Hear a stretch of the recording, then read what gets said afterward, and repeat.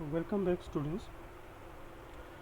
So in object oriented programming in C++ or in Java, so the basic theory of the object oriented programming is that we have find some way of keeping a data and a set of operations on that data together as one single unit.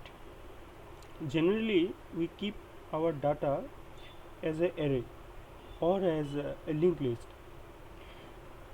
and sometimes we write it to a file, we save our text to a file, but the operations we save it as a separate program, say a .c program or a .html program, whatever, or .php we save as a program.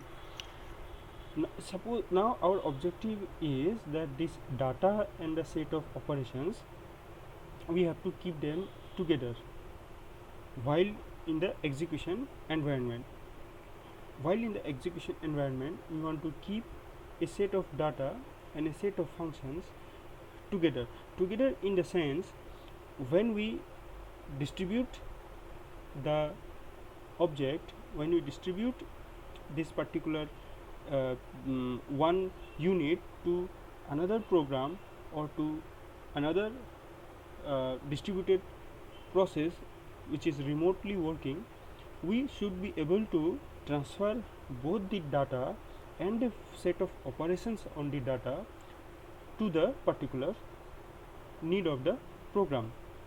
So listen carefully, we want to share the data as well as the set of operations with the associated with the data to another process or to another person in a remote environment. If we want to give a set of data, we can do by message, function passed by argument, function passed by reference, but we have to also pass the set of operations on that data. Now set of operations means, suppose we have a array. In that array the operations can be like delete a number, insert a number, sort the array from ascending to descending, sort the array from descending to ascending, reverse the array,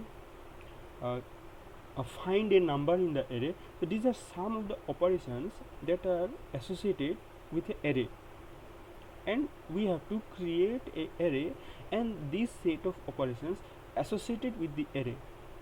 So when we are to transfer the data to another set of program, so along with the data of the array, these operations also transferred to the user of the new construct or to another program. So it is a like we can say it is like a process management system or a say message passing system. So in object oriented programming, that is our basic objective, that whenever we want to transmit or transfer some message, the objects have to be bind together with the data as well as the functions operating on the data.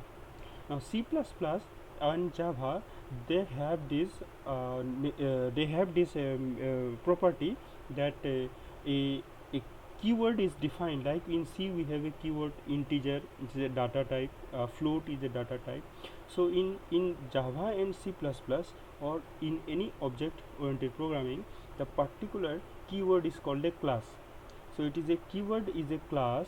So when we declare something as a class, and after that whatever we declare, maybe it's a data, maybe it's a function, this data and function become one single variable.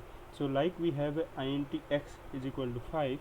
So when we declare class x, then after that x we can give that x some set of values, maybe one integer, maybe one character, then a set of integer, then a set of character, and a set of operations, a set of functions that can accept some argument and also that can return some argument. So the keyword is the class.